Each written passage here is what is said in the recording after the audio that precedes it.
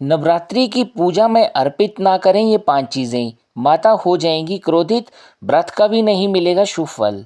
नवरात्रि के दौरान माता दुर्गा की पूजा में क्या चीज़ें अर्पित नहीं करनी चाहिए, आइए इनके बारे में विस्तार से जानते हैं।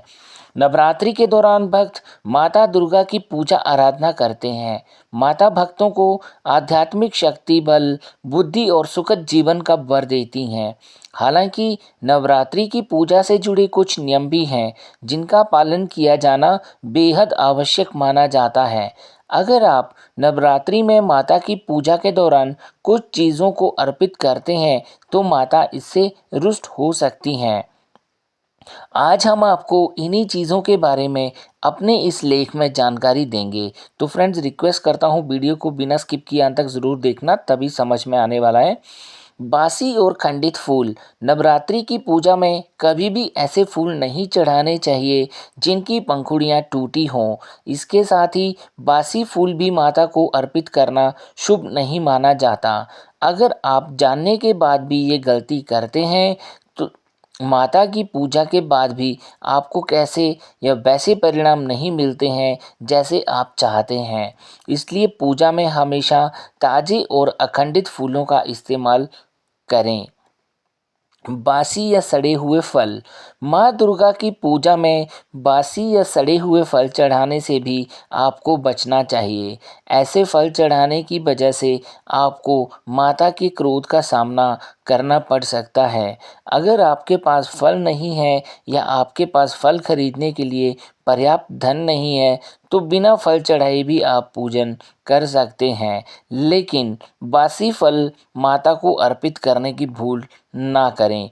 तो दोस्तों, बड़ा ही इम्पोर्टेंट ये पॉइंट है, तो बिल्कुल ध्यान से ही देखना और सुनते रहना। तुलसी के पत्ते। तुलसी के पत्तों को यूं तो बेहद पवित्र माना जाता है, लेकिन नवरात्रि के पूजन में गलती से भी इन्हें अर्पित नहीं करना चाहिए। तुलसी का पौधा भले ही भगवान विष्णु को अति प्रिय हो, लेकिन माँ दुर्गा की पूजा में इसका प्रयोग करना वर्जित माना गया है, तो हमें ये बिल्कुल भी प्रयोग नहीं करना है।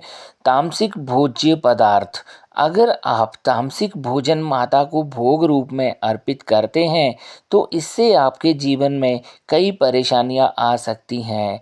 इस दौरान लहसुन, प्याज या किसी भी तरह के तामसिक प्रकृति का भोजन करने से आपको बचना चाहिए और साथ ही इस तरह के भोज्य पदार्थ का भोग माता को लगाने से भी दूर रहना चाहिए।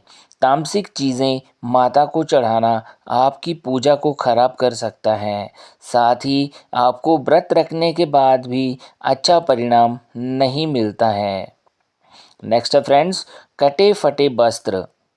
नवरात्रि की पूजा में माता को चुनरी, वस्त्र आदि भी अर्पित किए जाते हैं, लेकिन आपको गलती से भी कटे फटे वस्त्र माता को अर्पित नहीं करने चाहिए।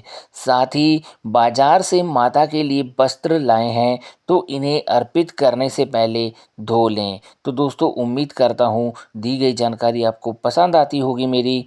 और नेक्स्ट है दोस्तों, आप भी अगर नवरात्रि में माता दुर्गा के 9 रूपों की पूजा कर रहे हैं तो ऊपर बताए गए नियमों का आपको पालन करना चाहिए।